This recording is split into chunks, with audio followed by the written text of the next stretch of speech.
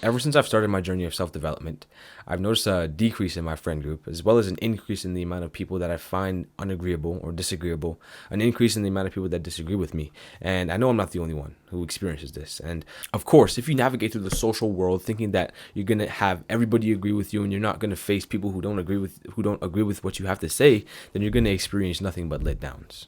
But it just seems that every time I present my ideas to people, they always kind of, some people, I'll say, I have people in my life I'm able to express ideas to, but some people, every time it seems like I express my ideas to them, or new insights or things about life that I'm kind of learning or discovering, it seems like they either detach themselves from conversation, or it just seems like there's never much depth behind their responses. And I mean, maybe it's because of my lack of authority or lack of ability to compel people to what I have to say. That could be something I can improve on later down the road. I don't know.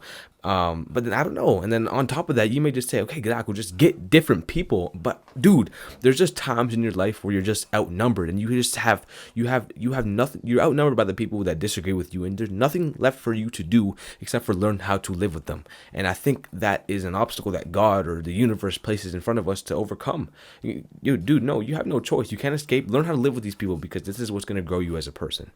I also understand that not everybody likes deep conversations or even has the intellectual ability to generate thought-provoking ideas or thought-provoking responses, right? But then it just seems like the more I learn and the more I build mental fortitude, the more I feel like I'm going to offend people with what I have to say, and the more that I feel like what I say is not going to resonate with the majority of people that I live with. I don't know if this is a problem that you can relate to. But now I'm kind of starting to realize, along with that growth, my sphere of relatability will continue to shrink more than it already has. And on top of that, the people that don't pursue knowledge and self-development are just going to be less prevalent in my life. And the same goes for you, bro. And I just honestly think that it's a personal challenge that we all need to learn how to overcome. And I'm going to teach you how to navigate it. I'm no expert on this, as it's still a problem I'm learning how to, navigate, and a problem I'm learning how to solve within my daily life. But I can definitely say that I've learned how to do this to a certain extent. And if you're able to encapsulate this process of living amongst the unrelatable, put it into 10 steps, I'm definitely on step 3, 4, or 5. So I don't want to be too far ahead of people, so to the point where I can't even relate to the people that are below me. So right now, I'm going to encapsulate the ideas of how to live amongst the unrelatable. I'll touch a little bit more on my personal story, I guess, and if you're not interested in this, you can kind of just skip over to this timestamp right here. But I've lost most of my friends in a way, and I'm nowhere near the level to say that I've left them behind, because I'm nowhere near that level yet. But I've definitely have lost depth in the conversations I have with them, and the times where I hang out with them, and the frequency of which I hang out with them has definitely decreased over time. And I don't know if that just happens with age or leaving high school or whatever that it may be, but there's definitely been a decrease in the time I spend with friends, and I think the only reason that happened is because I've decided to just push myself a few steps further than my peers. One thing I've noticed by doing that is to just simply learn not to abandon these individuals and never to look at them as less than. But those are simple ideas by now that we all know. But the only reason I try not to abandon myself from them at all is because, one, I used to be them, right? You're someone now who pursues knowledge and pursues self-development and actually just strives to learn more about how to live through this struggle of a life and struggle of a world. Yes, you're someone who does that, but there's the people, your friends, who don't do that now. But the thing you got to keep in mind is that you used to be that person. You used to be friends with them on the exact same level, but you've done here. So why would you abandon them if you used to be them, right? Like, I'll give you a nice quick example here. You know how everybody surrounds themselves with like-minded individuals? I used to do the exact same thing. But while I was doing that, bro, I started to see my resentment grow for the perceived other side. And it wasn't until I dispensed with that idea of, always having like-minded individuals around me and started to embrace conversations with the unrelatable, which you can just simplify as conflict. Then I finally started to see growth in my life. For example, when I first started to lose weight and watch content on weightlifting and fitness, I only found conversations related to weightlifting and fitness interesting. And then I started to gain hatred, not really hatred, a little bit of negative emotions started to rise towards people who didn't consume that content, and also people who didn't work out or pursue weightlifting and fitness. And quick times, I know this is bad and this is horrible, especially if this negative emotion is going towards my family. And I had to just change the mindset. And the mindset change definitely started with religion. Okay, I used to be a hardcore atheist. I never believed in God. I went through different stages in my life. It's almost of a roller coaster, attaching myself to religion and attaching myself to the Holy Bible, in some sense. I don't attach myself to the book, but We'll get into that later. But when I was a hardcore atheist, I had a lot of conversations with Christians, and now vice versa. As a believer of God, I have a lot of conversations with Christians, and not only thought-provoking conversations, but I also challenge the idea of Christians, because then in a way it's challenging myself. And nowadays I also do spend time reading some feminist articles, and ladies and gentlemen, we got him. And nowadays I spend time reading some feminist articles and even watching some hard left-wing content to just gain a perspective. And I mean, if you're not doing this, bro, then you're just simply putting so much stress on yourself, and you're causing an illusioned war inside of your head. Isn't that something you want to avoid? The pool of unrelatability. The pool of unrelatability is something you'll often find yourself in, especially when you start to immerse yourself within the social world. And it could be filled with disagreeable people, complex social navigation, unrelatable association like your families and your friends, and honestly just feeling misunderstood in general in all areas of your life. And what I've noticed here is that usually the people that you conflict within these pools are individuals who just spend so much time around people who don't challenge their ideas. And when they are surrounded by so many people that don't challenge their ideas or beliefs, they start to contract this common disease called confirmation bias. What confirmation bias is just always having a confirmation on your beliefs or your ideas or whatever it may be based on the content you consume and the people you surround yourself with. To really understand this idea of confirmation bias, or what confirmation bias really is, I want you to imagine yourself on a date with a hot ass girl you just met on Instagram. Everything's going well, the chemistry is amazing, but then all of a sudden this foolish line just spews out of her mouth saying all guys are cheaters. Obviously you disagree with this because you're a guy, you're not a cheater, and you never ever plan on being one. The girl, on the other hand, has had a few experiences with other guys in the past, and obviously those guys have cheated on her, right? The first guy was a heartbreak. The second guy made her question herself and her ability to be loyal, or the ability to keep a guy loyal. And the third guy was a confirmation that all guys are cheaters. And not only does it stop here, but she also goes out to filter out her friend group with females who think the exact same thing about guys. And it goes further than that because she obviously filters out her social media feed, like her TikTok, her Instagram, her YouTube, her Snapchat, whatever it may be, to always confirm that idea. Moreover, you want to avoid becoming somebody like your hot date, because that's someone who's just walking around with so many over-confirmed beliefs. There's also loads of other things you want to stray away from and avoid while swimming in this pool of unrelatability, and now we're going to dive into the guidelines and the things to avoid.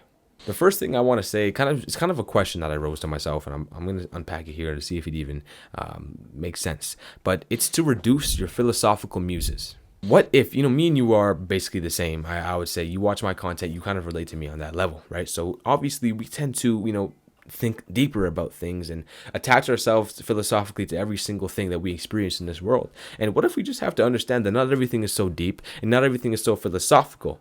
But then I ask myself, okay, isn't that a suppression of that inclination? The inclination to be philosophical and think of things and look at things deeper than what's on the surface. Isn't reducing that to fit the societal norms, isn't that a form of suppression? Because why the hell would I do that, right? But then, I want to be somebody who lives within the society I'm in at peace and tranquility. So then I think it's more or less a balance that we have to grasp, right? It's a balance of understanding that, okay, it's not your responsibility to always stoop down to the level of people playing intellectual catch up, but then it's also your job to not, again, abandon those individuals, and then understand that people are always there's gonna be people in your social world who are just gonna stay the same. They're not gonna want to pursue more knowledge, like I mentioned before. They're not gonna have these philosophical insights. So it's of your job to understand that and to kind of accept their ignorance in a sense. So I kind of just look at it as a personal challenge, bro, to be able to do that, to be able to have that balance and not abandon, and have the balance to accept the fact that people aren't going to change, and then also accept the fact that it's not your responsibility to always stoop down to their level, right? So it's a personal challenge to yourself. And if that challenge is not faced, then you're just going to be faced with a whole bunch of other major problems that come with swimming in this pool of relatability. And one of those are looking at people who challenge our beliefs as enemies. I gave you the example of your hot date, right? And now I want you to take some responsibility and look into the mirror, right? She could say that all guys are cheaters, but then you could also say that all girls are gold diggers. You and I are both walking with overconfirmed beliefs, and maybe you don't think that all girls are gold diggers, or you may not think that you have any overconfirmed beliefs, but some of you do, and I have overconfirmed beliefs as well, and I low-key don't even know what they could be right now. And I guess that's it's a pursuit to figure out what those overconfirmed beliefs may be, and it's of your responsibility to abolish them. But an example of an overconfirmed belief that you may have is maybe the idea that money is the route to freedom. You may believe that, your family members may believe that, I believe that, and everyone else on your TikTok feed, YouTube feed may believe that, but someone you encounter tomorrow may not. The key here is to understand that you must learn to just not look at this person as an enemy, not look at their ideas as an obstacle, more or less look at it as a test of your ability to look at things from a different perspective. I mentioned before that the pool of relatability is filled with people who have overconfirmed beliefs, and you want to avoid becoming somebody who has that overconfirmed belief, because then you start to become somebody who scratches and claws at other people while they're trying to swim in this pool of unrelatability. And then at that point, you just act out of hypocrisy, right? And that's something we want to completely avoid as well. Because if you continue to gnaw and bite and grapple at other people while they try to swim within this pool of relatability that you both share, they're going to start to avoid you and you're going to start to avoid them. And another relative problem that arises, which is related to this, is the desire for societal detachment. You've probably spent so much of your damn time, trying to put up with these people, the ones that always have opposing rejections, or the ones that are just simply unrelatable. And you're now fed up, and the only option that seems viable is to just cut them off, move out, move away, or go live in a damn cave. And I could totally relate to this, bro, because living in a cave with nothing but a book, a piece of paper, and maybe a camera to upload some content seems way more peaceful than destructive. But after some more digging, it just may not be the case. Like, bro, listen, man, if we zoom out and look at the idea of isolation with a logical lens, what good does it do? If you simply just think about it with a more logical lens, it only increases your unrelatability, because now you have nobody else to challenge your beliefs except for yourself, right? And if you think about it, bro, how often are you going to challenge your own beliefs, right? You're left in the cave by yourself in solitude, isolating yourself from society at large, and you have these beliefs and you have these conceptions. You're now going to become somebody who has overconfirmed beliefs. And who the hell do you think you are to have the ability to challenge those beliefs, right? I'm going to leave an article down below that kind of gives you more insight on how to challenge your beliefs. It's definitely a skill you need to develop, but right now I know for sure you probably don't have it. A simple solution to this is just to read more and to experience more, because as you do that, you're going to gain more insights, and you're going to have the ability to look at things from a different perspective. And I'll give you a quick example here. Is like, if you're able, say for example, you read one religious text for your whole book, for your whole life. I understand maybe your religion calls to do more, to do less, but this is just a base thing. This is not a whole idea, right? If you read one religious text for your whole life, you're going to lack the ability to just look at something else at a different perspective, from a different perspective, because you've been sucked into this one idea, and it's just your religion or whatever it may be is just one huge overconfirmed belief. And this applies to all areas, not just religion, so don't hate me for saying that, okay? I'm sorry, man, fuck. But not having the ability to look at things from a different perspective is not only a cause of frustration, but it will also evoke loads and loads of negative emotion down the road. Now I have my own self-imposed objection here, and this is kind of me acting out the ability to challenge my own beliefs. So I hope you can take this as an example here, right? Okay, so you may ask me, okay, but then Gidako, if life is all about experiencing positive emotion, then doesn't completely avoiding the side that evokes negative emotion seem like the wisest thing to do? And I'll completely straight up say right now, it's not, okay? Because I did this for a while, right? And it didn't lead to anything. Nothing came from it at all. It was way more destructive than productive. But I can definitely see where you're coming from. And one thing you need to understand is that if you continue to do this, you're not going to build the mental strength to endure intellectual adversity, or any adversity for that matter. In short, you're not going to see any problems now. You're not going to see any problems 5 to 10 years from now. Just wait until the inevitable conflict comes knocking at your door. You're not going to know how to act. You're not going to know how to respond, because you've been running from it your whole life. And that conflict could, again, come as intellectual conflict. It could be somebody challenging your beliefs, or a fucking burglar at your door. And say you have a family, and now you're faced with intellectual conflict or intellectual adversity, and you've been running from it since the age of 14, 15, 16, 17, and now you have a family you need to take care of, and you can't even endure that. This is what I'm trying to prevent here. I don't know if you can grasp that idea, but this is what I'm trying to prevent. Okay, yeah, maybe I don't know what it is to be a man. I don't know what it takes to be a man, but I do know that a man is never supposed to break under those kind of circumstances. And maybe he is to a certain extent, because his wife is there as a supporting beam. I'm not necessarily sure, but one thing I know for sure is that if a man does break in that time of intellectual adversity, attraction is going to drop, and the trust built in your family is going to drop as well. I know that for a fact, because I've seen it played out. And there's been multiple studies on it as well. But when that conflict comes knocking at your door, you're going to be crippled, bro, and you're going to be put into a state of shock that could look different from person to person. Like, it could be depression, it could be anxiety, it could be projection, or it could be something known as willful ignorance. And what willful ignorance is simply knowing that there's more to be understood about a subject, a topic, or yourself, and then just refusing to acknowledge those insights. You see this a lot in politics, you see this a lot in our modern day society with every facet of life, and it's truly destructive. However, if you start to implement this chase for conflict, you'll have less arguments with people inside your head because, dude, I know you can relate to that. It was a meme at one point, having arguments in the shower with people. Like, this is the thing that there's no peace in that, bro. People make it funny, they make it a joke, but it's not a peaceful life. There's nothing tranquil to be said about that. There's no tranquility in having arguments about the past, right? But if you're able to chase conflict now and embrace that chase of conflict, then you're never going to regret not saying something, and you're always going to go in saying what you want to say, because you're not going to leave that embraced conflict with the words left unsaid, right? You see what I'm saying? Because you're constantly leaving with the words left unsaid because you're not truly embraced in that conflict. So now you're going to go into the shower and you're going to... That's what you're going to do in the shower because you left with things unsaid. So start to embrace that conflict so you don't leave with things unsaid. On top of that, the buildup of resentment within you and towards others will start to decrease. Because if you're starting to embrace conflict, you're now going to feel confident in yourself, and you're now going to be able to have different perspectives on the conflict that you ran up to. So then you're not going to build up resentment for somebody who doesn't work out. Maybe they don't work out because they don't see a need to change the body that God gave them. Who knows, right? That's assuming that the body that they're in right now isn't regressing their life. Say they're just skinny, or they eat healthy, but they don't work out. They don't feel the need to build muscle. Obviously, if they're fat, that's a different question. But you know what I mean? So to conclude that idea of living among the unrelatable, you need to learn how to drown yourself in this unrelatability.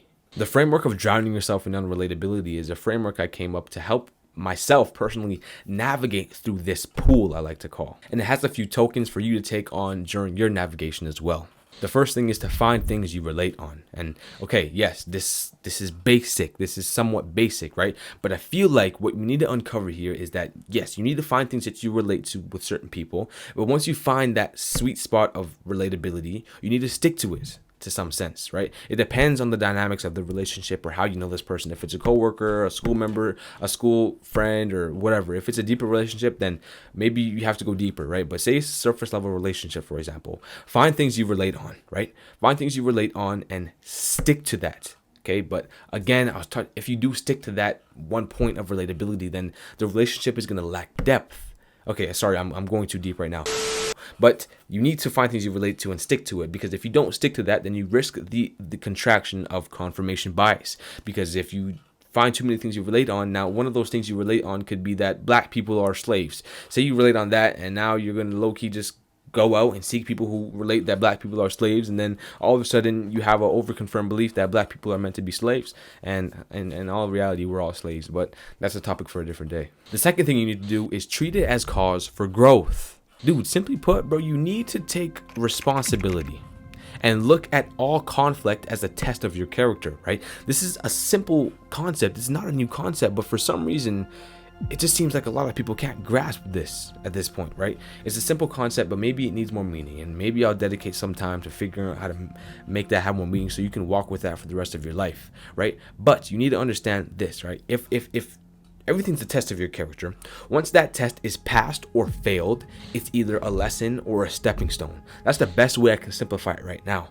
Okay, you're in the line for a very long time. Okay, it's now a test of your patience. You forgot your wallet at home. Okay, now it's a test of your ability to sell, or it's a test of your ability to be deprived of whatever you were trying to buy, right? You have to really be creative of the hindrances that you experience within your life, and really try to find a way to make them an obstacle rather than just a brick wall. Because if it's just a brick wall, oh, I left my wallet at home, that sucks.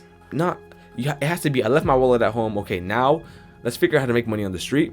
Or maybe I need to deprive myself longer for what I was trying to buy myself, right? That's how I think of it. Maybe you should do the same, because I found so much joy and peace and accomplishment and dopaminergic activity with doing that, because there's just accomplishment within everything. There's an accomplishment for me every single day around every single topic. The third thing you need to do is avoid detachment, bro, because it only makes it worse. Detaching yourself does nothing for you or the society you were put in, right? And I just think of this from a religious aspect, or again from a character development aspect. Because if God or the universe has placed you with a challenge, and you long for the idea of escape, and then you actually decide to run away from it, what are you?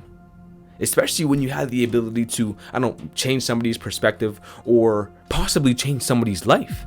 And you ran away from that because you were faced with a hard barrier, and you still long for the idea of escaping those barriers over time. You're a coward, bro. I simply say to do your part. You were placed in here, now blossom. The fourth thing I'll say is to experience more and read more. I touched on this already, right? But there's a little bit more I want to add on to that, right? And this one actually took me a while to accept, bro. It was definitely a hard pill to swallow. And it was the idea that my inability to look at things from a different perspective was because of my lack of experience or stupidity. Simply put, if I'm having conflict with somebody on certain ideas, it's because I'm stupid. I have no experience. That's it. That's it. So to fix that stupidity, I have to experience more life, and I have to read more.